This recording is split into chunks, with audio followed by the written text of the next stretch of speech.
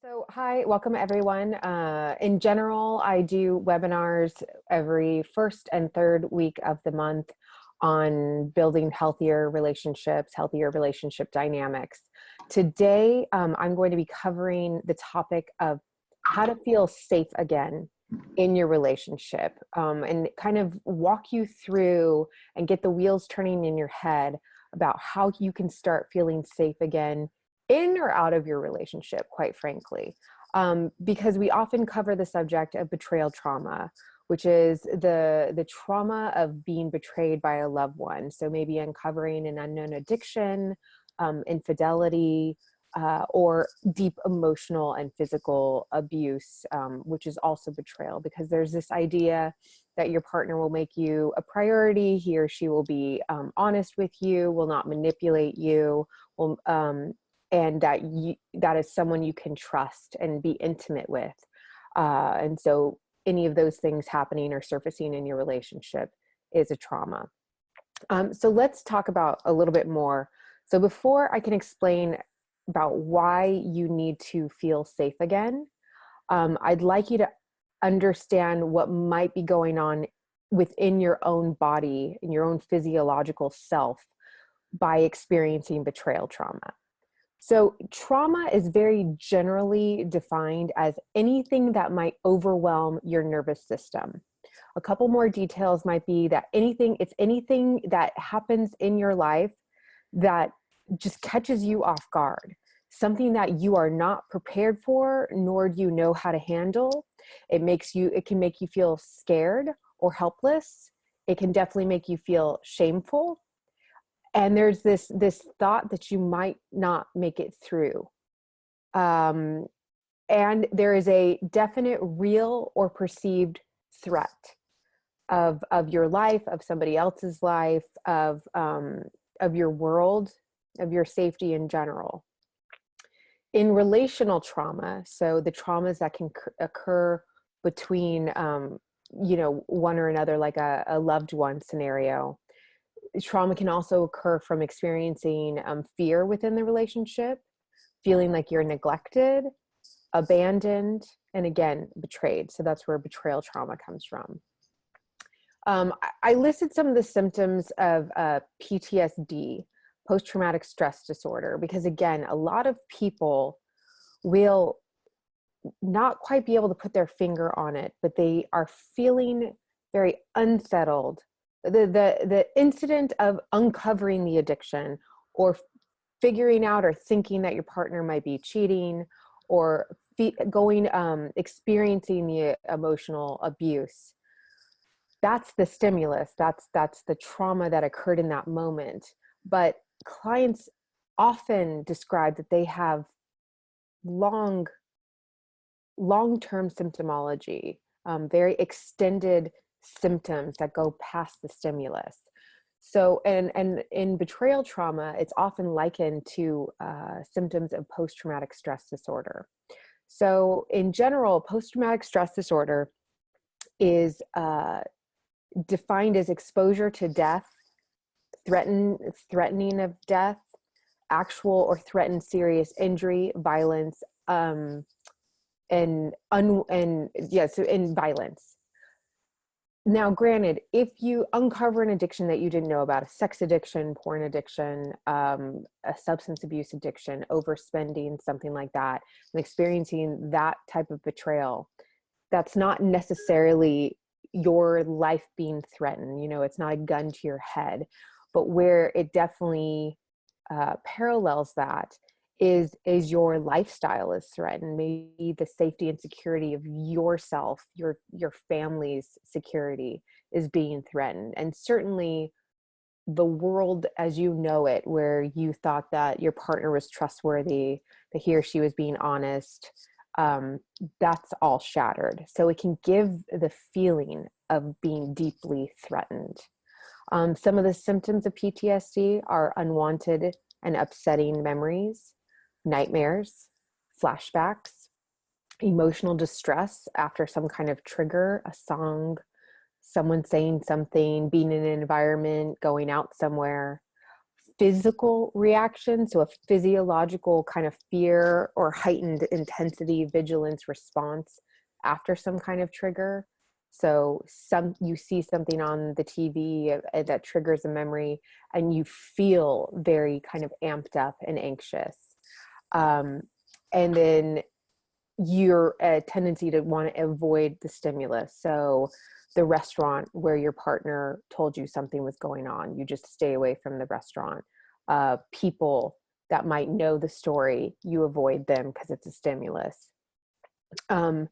Other symptoms are altered mood, such as irritability, aggression, risky or destructive behavior, hypervigilance, startled response, and trouble sleeping. The reason why I'm listing that is because a lot of the people that chime in here and watch these webinars are often displaying those types of symptoms. And sometimes it can really help normalize versus stigmatize that you are indeed in a full crisis trauma response to what's going on in your life. So I want you to understand a little bit too about what's happening in your body. Because again, in order to feel safe, it's not just about setting up boundaries outside around having specific requests and needs from those around you. It's understanding what's going on inside your body and doing what you need to do within yourself to try to keep yourself feeling safe. So Peter Levine, who does somatic experiencing, did a lot of research on the animal process of feeling triggered, threatened, and traumatized, and what goes on hormonally in them. And then kind of related over to human beings. But basically, initially, there's a perceived threat. So let's say animal who is preyed upon senses, let's say a rabbit senses that a coyote is nearby. Or let's just say a mountain lion. And they hear it, they smell it.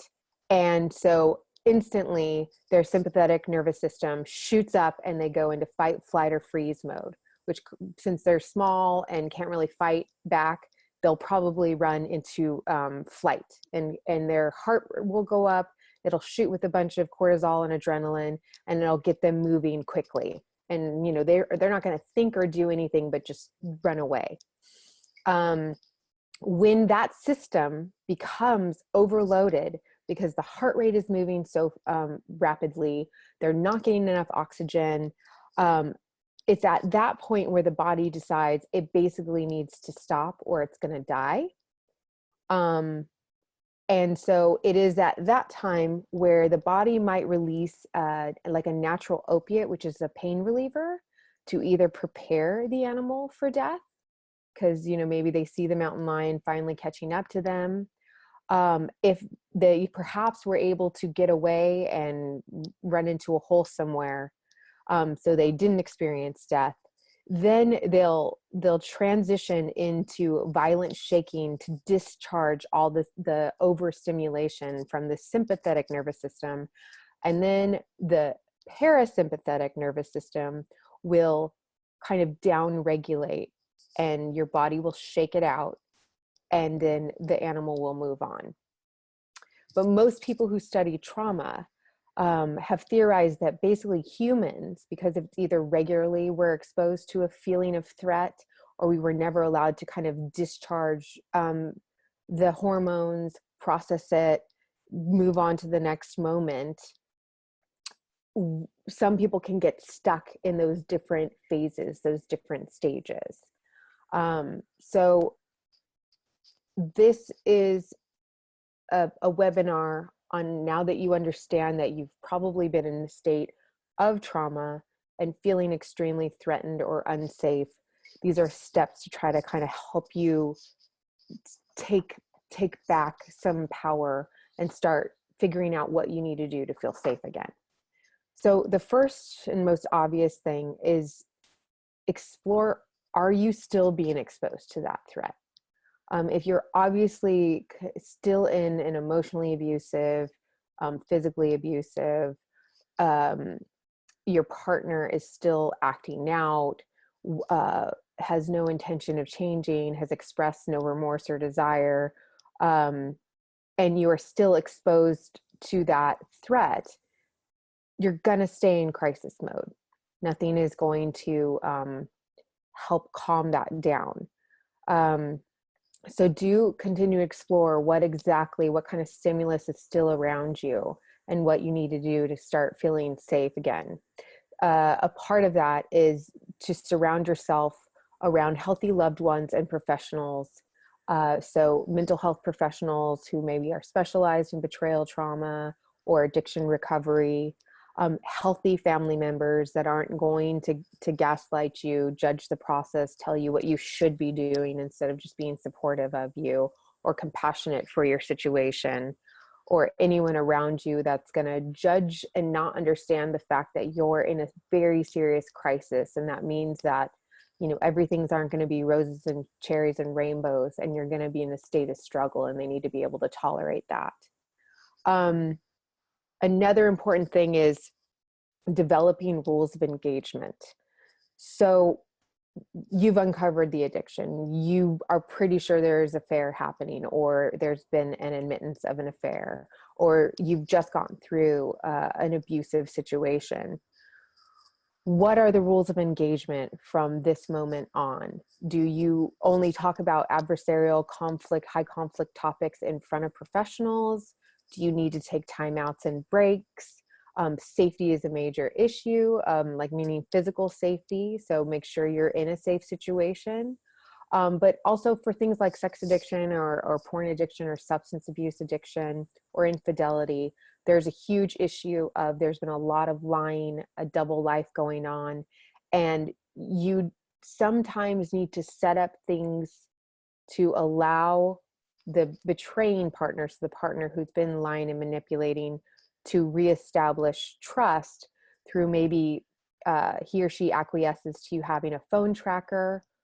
So you can kind of make sure that he or she's really at work when he or she says she's there. Attending 12-step meeting, I need you to be at one 12-step meeting a day. Do we need to do a trial separation? So I don't want to be in your face or see your face right now, except for in couple sessions. Social media and technology transparency. I know lots of people who've been asked to shut down their Facebook or Instagram accounts. Maybe financial transparency. So if you've been paying for pornography, or money's been going to an affair partner or prostitutes or drugs, that we need to be in sharing an account to make sure that I know what's going on in and out. This is really important. What suits one client that will make him or her feel safe during the recovery process is not what suits another. I know clients who, when they're offered the opportunity to track their partner or have full financial transparency, they kind of get this feeling of like, yuck, I don't really want to be tracking you. That doesn't feel right to me. And honestly, I don't really, who knows? You could leave your phone there at your work and say you're at work, but you could be acting out. So that is not a behavior or a thing you could do for me that's going to actually calm my nervous system down and make me feel safer. So it's a really great thing to be exploring in couples therapy, individual sessions with, again, someone who understands betrayal trauma, to really start exploring what elements, what kind of behaviors and things can be set up kind of behaviorally and environmentally that help you feel safer or more able to rebuild trust. So that's a really difficult question. Another thing under that umbrella is sexual safety. Obviously, when there's been some kind of like sexual addiction, infidelity, pornography, any kind of those acting out behaviors, emotional abuse, you might not feel safe to engage in any kind of sexual act or touching of any kind. You may not, I'm not sure, but you have to talk about that in therapy as well. Even if that subject matter is really uncomfortable, maybe get back in touch with what that's feeling like for you. and set up some boundaries around that. It's okay to say, I don't want to touch you, or the only reason why I feel like I want to have sex with you is because I'm afraid you're going to go out and get it somewhere else or run back to the affair partner. So I'm doing it under duress. And then that's a really important thing to be processing. So explore that. You need to be releasing, I'd encourage you to release the shame of maybe how you responded when you found out, when you were in full-blown crisis mode. Sometimes people experience this shame of, oh my God, how did I not know sooner? Why didn't I track him or her?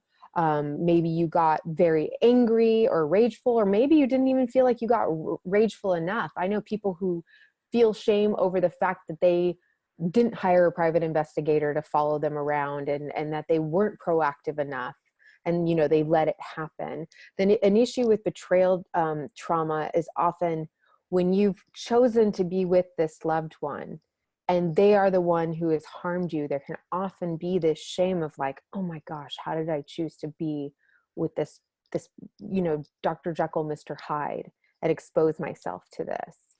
A couple more things. Oh, and also this kind of releasing the shame of your response to things. The mantra I use is, that's why I did so much education on the trauma and the physiological parts of trauma, is because I want you to acknowledge that it's happening in your body, that you're in a state of crisis, in a state of trauma. And sometimes this biology, you don't have control of it. You know, the more you're acknowledging it and the more you're understanding its role and what's happening, you can probably down-regulate it and calm it down, but you have to have language for understanding what's going on and kind of say, gosh, this is what happens when I'm in a state of like a threatened state. Again, this all goes with the educate on the impact of your trauma to your partner. So again, with a professional who understands betrayal trauma, your partner needs to understand exactly, you know, you're not the crazy person or emotionally unstable, and, you know, this all didn't happen because you stopped having sex with him or her, or, you know, you were too passive or too angry, or you nagged too much. They have to understand the impact of their poor choices and how they've harmed you and what the consequences of that are going to be.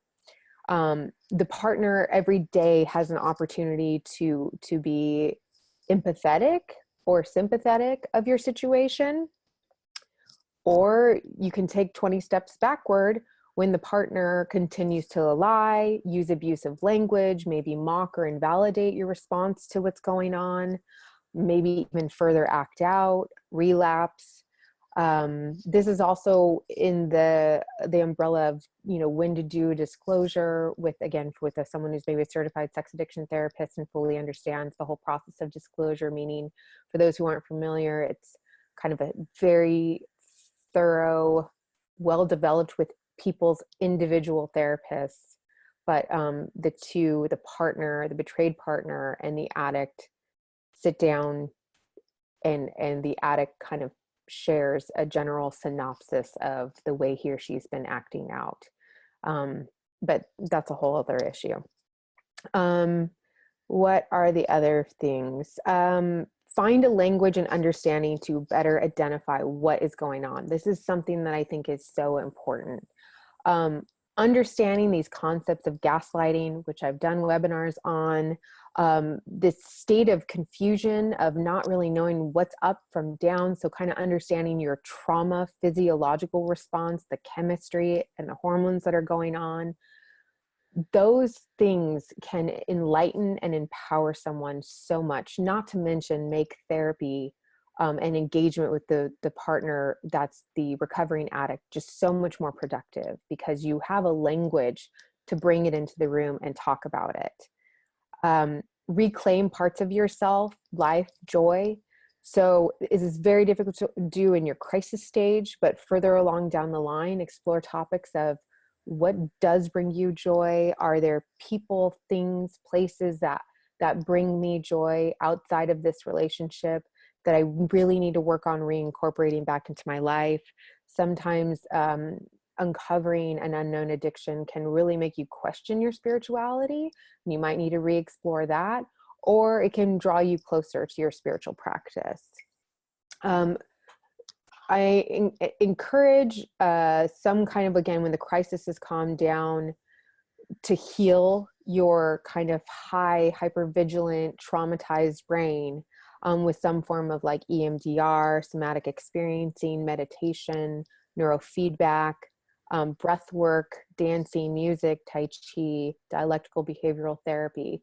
Those are all clinical approaches that have a pretty strong substantiated evidence of being able to kind of calm that trauma, hypervigilant response, so you can get to the next thing that I think is important, which is replugging into your kind of true self, your instincts and intuition, so that you are not, you know, victimized again, that you kind of slow things down, extend the pause button a little bit further, so you can understand what's going on around you, what you're feeling on the inside, process it, vet it. Okay, this stuff's crap. This is based on a really bad way of thinking, but this is really what's going on. So this is how I want to respond to this. That muscle is going to be so weak, especially when you are coming out of a hypervigilant, severely traumatized crisis situation. So that is one of the longest recovery processes in my mind. Also checking in to make sure that your partner is taking his or her own responsibilities in managing the crisis.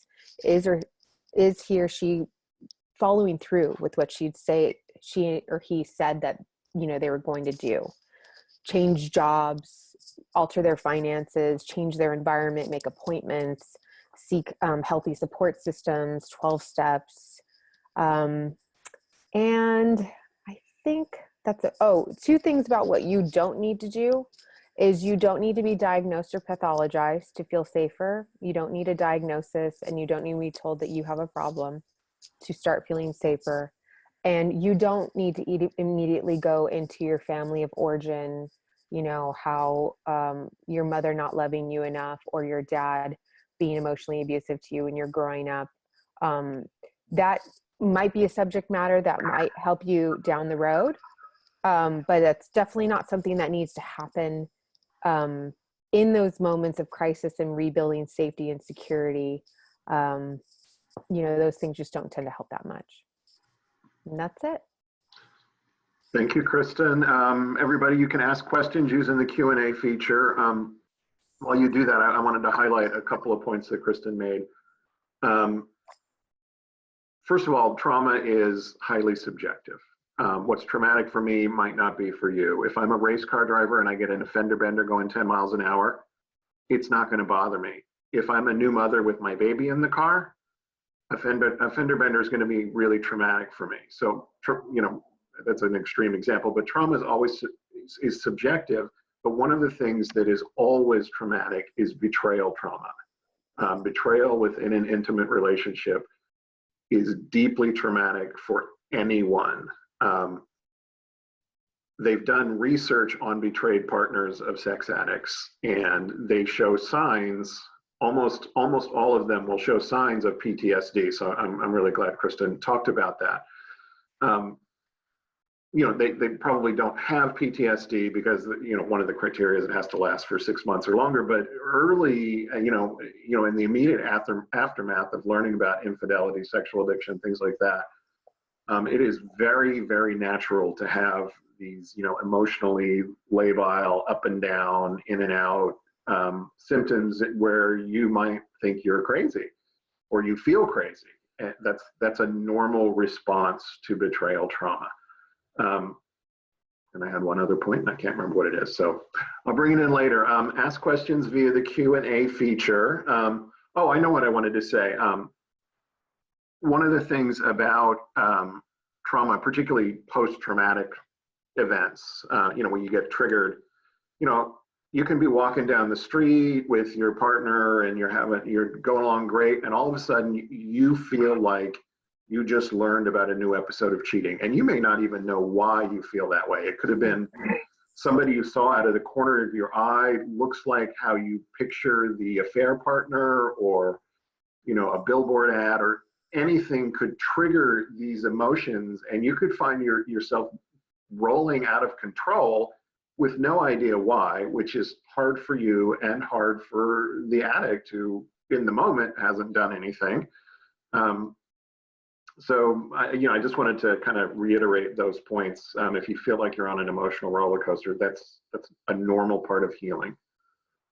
Yeah, and personally, for something like that, because I know that can feel very frustrating, like for those clients who have had a partner who has been engaging in couples therapy and has, for all intents and purposes, appeared to try to be in recovery, has experienced remorse, etc. There can almost be this extreme disappointment. The quotes I hear all the time is, I don't know when I'm going to get over this. I don't know when I'm going to want him or her to touch me again. I like, all of a sudden this rage will blow through me and I'll just see him as this horrible monster again, even though he didn't do anything. And then there'll be this helplessness, this almost like detachment from it.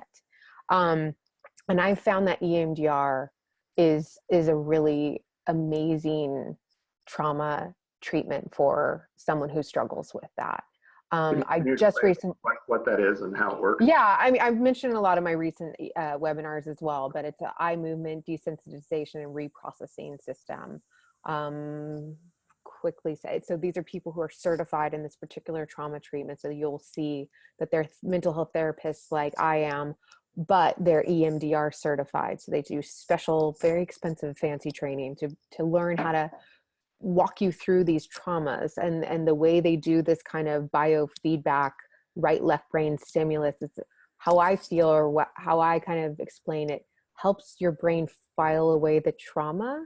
So maybe you still have that memory, so you might still see someone that looks like the affair partner, or you might still hear that song that reminds you of that horrible moment, but you don't get that huge physiological response that just kind of feels like it throws you back to step one, and you're just back to feeling so angry and hurt and harmed. And I mean, just as an example, I just have a client recently who'd experienced a rape by a loved one, like a date rape, basically. So someone she kind of trusted and knew. She's been this was something that happened a couple years ago, and randomly while in treatment, after doing a couple weeks of EMDR, so we're not talking long-term EMDR, he called her out of the blue. And she said, Kristin, I can't, like, a month ago, if I saw that name on my cell phone, I would be back to like deep depression, deep anxiety, deep isolation because of that trauma. Now I can just like see his name and just click off, and just feel so much more. There's just so much more empowering feelings of feeling so kind of stable and grounded as you're processing the next best choice. Yeah, I would encourage everybody. I know this is kind of a deep and scary topic, trauma, but if you want to ask questions related to your experience, yeah, please do so. Kristin and I can fill an hour pretty easily, I'm sure, but this is for you, not for us. We're here to help you. Can you talk a little bit more about about the feelings in the body? What do betrayed partners feel when they re-experience betrayal trauma for whatever reason? Oh man, I mean, it goes back to the same PTSD type trauma physiological responses. I mean, there could just be, driving into a city where you kind of exposed where this happened, or where you knew your partner was acting out. Or even we talked recently about holidays. So maybe there's a birthday party or Christmas or other holiday event where your partner couldn't come, and you found out that he or she was acting out. Doing that can just send you physically right back to day one, where you're just in this state of helplessness, in this state of shame, in this state of, how could I have not known? Why am I so stupid? How could you be so stupid? How could you do this to me? Even after, like, let's say a year of therapy, you've learned, it's not about me, it's about him and his addiction and him being in his dark place. And, you know, I could have hired 6 private eyes to follow him, but he was, you know, in his tunnel vision of acting out in his addiction, and there was nothing that really could be done at that time. So rational thought gets kind of smeared away by that traumatic crisis physiological response. We've got a question here. It says, how long to starting to recover after FTD? I don't know what FTD stands for. Can whoever asked that question tell us full disclosure is what I'm guessing? Possibly. Ours was August 15th. I'm still struggling. So let's assume it's disclosure, but whoever asked the question can please correct us if we're wrong. I know. I mean, I'm going to guess it's that. And like I said, all those things that I listed about feeling safe, about what like how much your partner is showing behaviorally and verbally, is showing signs of being a changed person. Yeah, full therapy disclosure. Right. That helps. How much support you're getting. They also say there's a strong indicator correlation between how much trauma you've experienced in the past, which is, you know, how long you might be kind of stuck in that struggling state. There's so many different facets and pieces that make your story and your recovery process unique. The resources, the support. Yeah. So for the fact, August 15th, I mean, that's pretty recent. They, I think when out of the doghouse, what would Rob say? 18 months is the. Yeah, like, Dr. Rob in Out of the Doghouse, he talks about kind of like a year to 18 months before you start getting back to something that approaching normal for you in your relationship. One of the interesting things, and I think he makes this point in Doghouse, is that we all come into our relationships with different levels and degrees of prior trauma, and we have to take each other as we are. So if you've got a whole bunch of trauma in your background, it might take you longer, it might take you less time if you learn to work through your prior trauma. It really depends on the people. Right. But the things that I was listing are ways definitely all will contribute to a healthier recovery. But that's also your own personal journey. You're not going to have control of what your partner's doing and all that. So that's a big question. Well, speaking of that, I mean, do you want to move to that other chat question? Is there one? I'll read it. Yeah. What can the betraying party do to help their betrayed partner deal with the trauma? That's a really great question. First of all, because I think part of your recovery is all about setting up your own boundaries and assessing your own needs. I think that's a really great question for you to be asking yourself first. What do I need from him or her? Some people need a polygraph every week, and following and tracking them on their phone. And, you know, and just the act of the partner who betrayed to say, yeah, sure, I'm surrendering. This is part of me surrendering that, you know, I have a problem and I want to rebuild trust. So whatever you ask me to do, I will acquiesce to. I'll kind of humble myself to that. But generally speaking, it's often understanding that, you know, these weren't just choices that I made, you know, to have these were just like, I decided to, you know, have a sex addiction, or I decided to act out with porn, or I started to use substances, or I had a single affair. It's understanding that there's an impact, that their choices have harmed you.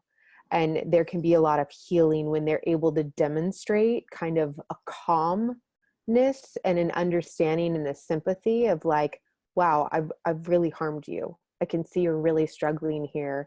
And it's making me really sad to know that I'm the one that's contributed to your struggling. That takes a lot of work to be there, but if someone can do that, that can be quite healing. I've even heard that there's something physiologically your chest. So pending if you're feeling safe enough to do this, and you triggered, like you saw something on a billboard or heard a song that had you physiologically really struggling, your partner might want to ask, can I hug you right now? Is there something that I can do? Can I hold your hand? Do you need me to just sit and listen? So, explore what would help you feel safe, and then just ask him or her to be doing that in those moments. And for a partner who's new to recovery, I'm a recovering addict, so that's the end of this that I come from. I had to be told that if you see me having a feeling, ask me what I'm feeling, because you clearly don't know what it is. And then I would have to do that. And over time, I learned how to discern what other people were feeling and to develop some empathy, which as an addict, I just didn't have it. It's not something I learned growing up, and it's certainly not something I learned in addiction. I learned how to not have empathy. You can't behave the way we behave as addicts if you have any empathy for the people around you. Yeah. So yeah, it's a long process. It's up to the betraying partner to re-earn trust and to work really, really hard to develop safety within the relationship, because he or she is the person who kind of destroyed trust and safety, and it does take a lot of time. I would recommend Rob Weiss's book Out of the Doghouse, because it's written for cheating men, but it applies equally to cheating women, and partners also benefit a lot. But it's got a lot of tasks and things that cheating partners can do to rebuild a relationship. Right. Is anyone who's out there, can they suggest what they've found help them kind of rebuild some level of trust, or rebuild some kind of feeling of safety or empowerment when you've been so traumatized? Or maybe even what your symptoms are when you kind of feel yourself being triggered or traumatized? While people formulate that, we got another question in. Someone wants to know about the difference between EMDR and neurofeedback. Good question. Interesting. What's the difference between EMDR and neurofeedback? Well, I'm not certified in either of them. So with that said, I specifically did EMDR to minimize some PTSD type symptomologies that I was struggling with, and some grief and loss issues.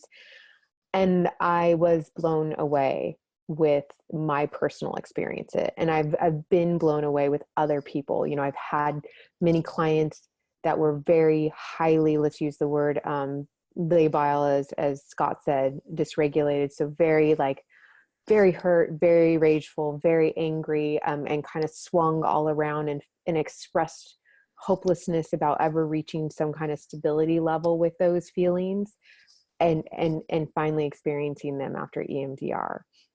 Neurofeedback, God, I feel like I have even less of a language, but it's kind of this, Scott, do you have experience with it? I mean, I can only express my experience with it. I don't.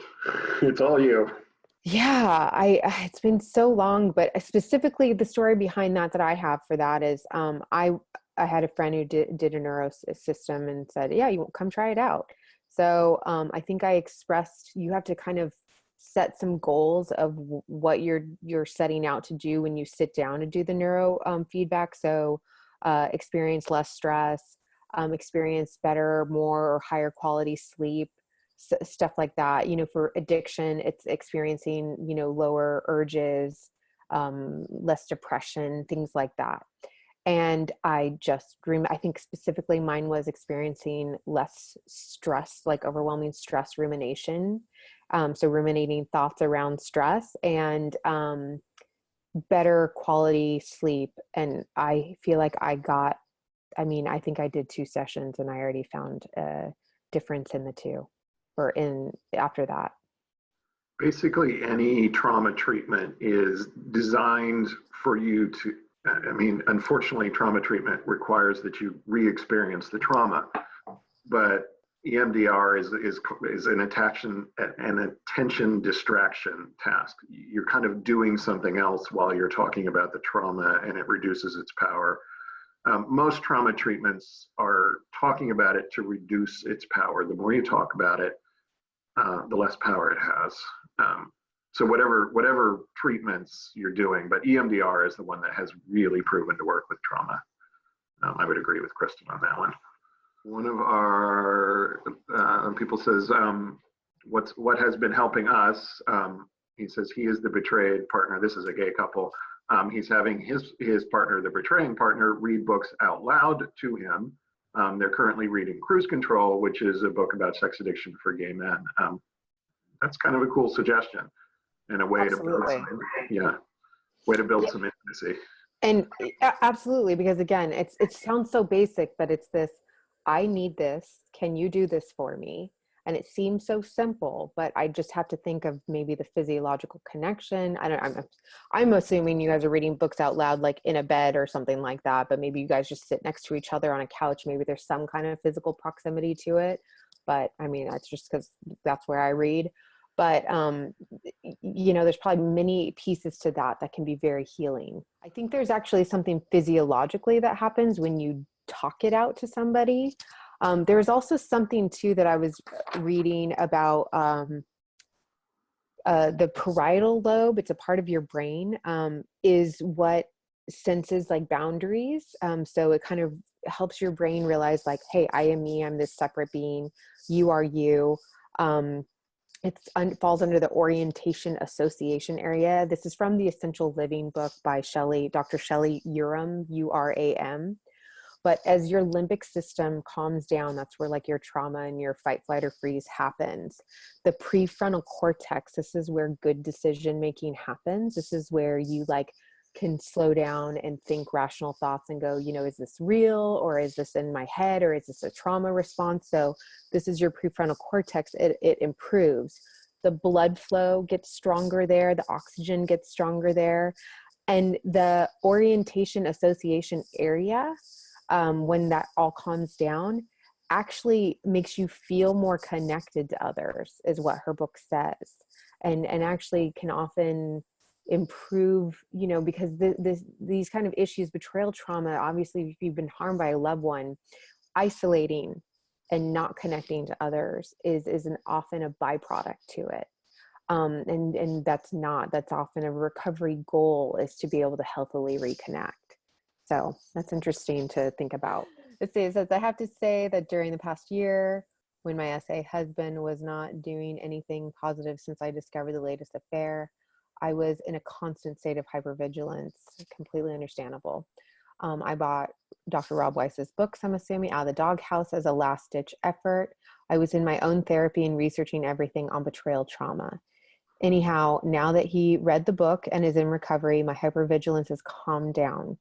Just knowing that he is acknowledging that he has an issue and is working on himself was a big weight off my chest. I agree. It seems almost less like, if you ask your SA or partner after an infidelity, can I track your phone? It seems like it's like less about the tracking the phone part. And it's more about this surrendering of kind of like, I've made bad choices that have harmed you. I need to make efforts to improve trust again. And I'm willing to do this, to sacrifice my privacy, I guess, and my, this is my world, my human body and my choices, and to sacrifice that to rebuild trust for you. There can be something really powerful in that. Yeah, and just kind of from the addict angle, no addict recovers perfectly. We all have really good days where we do everything right, and then 3 days later we do something wrong, and we feel bad about it.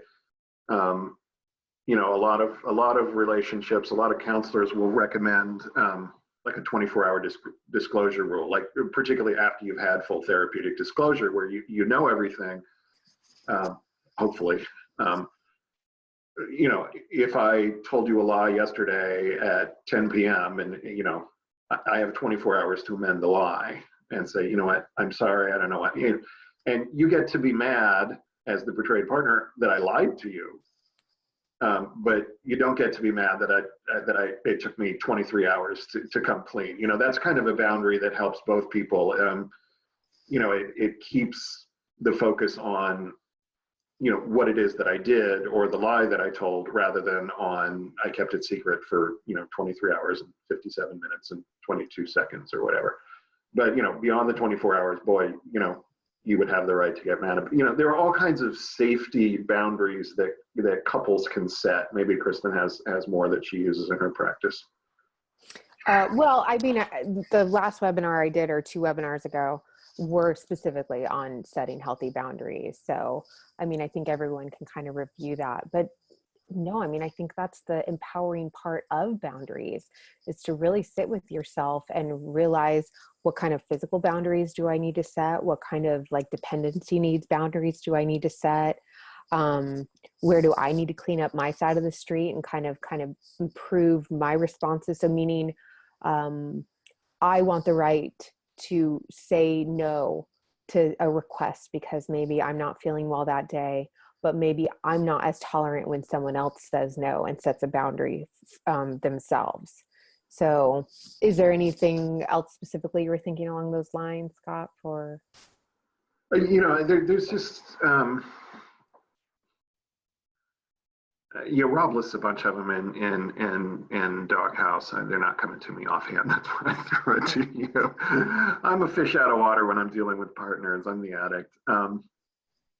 But Kristin does have 2 blogs on boundaries that are on sexandrelationshiphealing.com. So if you want to learn more about boundaries, check out those blogs. And then a woman named Michelle Mays has a blog called Partner Hope, partnerhope.com, and she talks a lot about boundaries in her blog. And I think both Kristin and Michelle do a great job with that.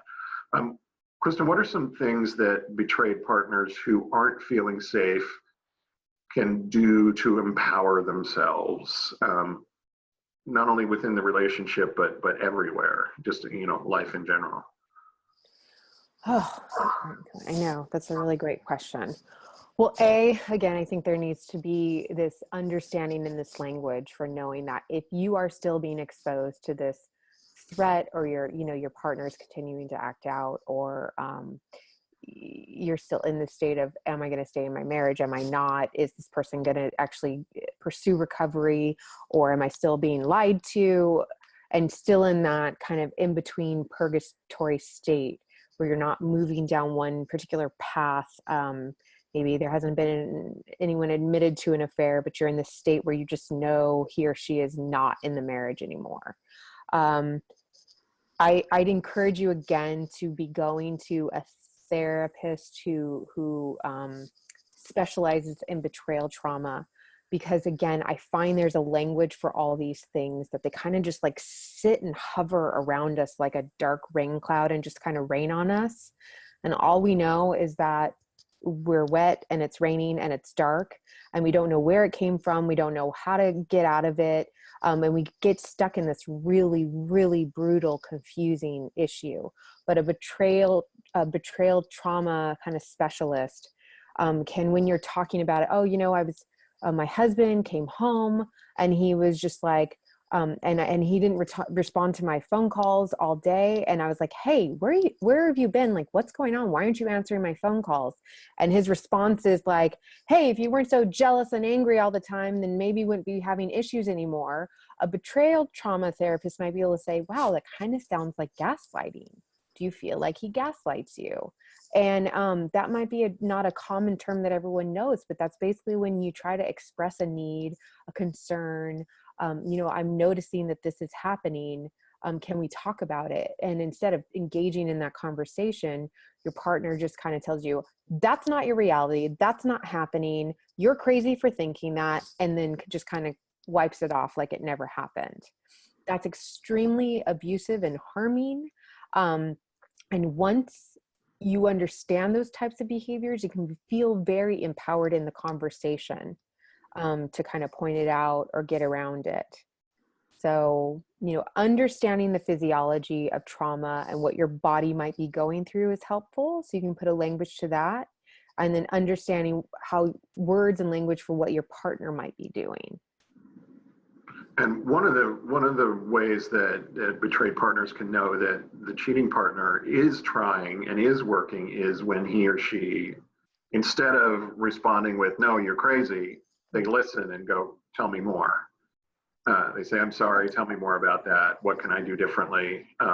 Then you know your partner's working with you instead of against you. Yeah. You shift. There's a very big difference between, I haven't heard for, normally on business trips, you call me, and this one, I barely even heard from you. What's going on? And the response is like, God, get off my back. Why are you so up in my business? I'm working for a living. I'm the breadwinner. You're welcome. That's one response. And there's a whole other response and a different person that you're dealing with at that time. When you say, gosh, normally on business trips, you write and you call and you just have been really absent. What's going on? And the person goes, gosh, I didn't know you were experiencing that. I'm sorry. I was just in meeting after meeting after meeting, and it slipped my mind, but my intention was not to, to avoid you or to not call you. And I'm sorry that hurt your feelings.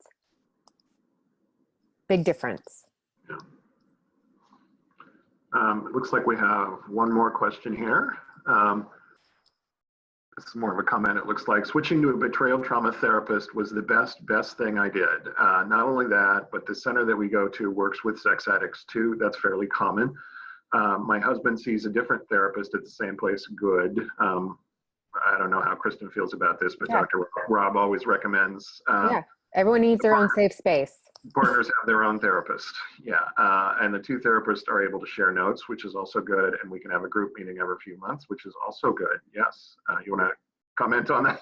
No, I asked you guys to tell me things that helped you feel safer, and that particular structure, when I kind of generally open-endedly suggest go find helping professionals that that understand this dynamic, you just laid out, I guess, exactly. If I had to create like a utopia for someone dealing with this with helping professionals, that would be it.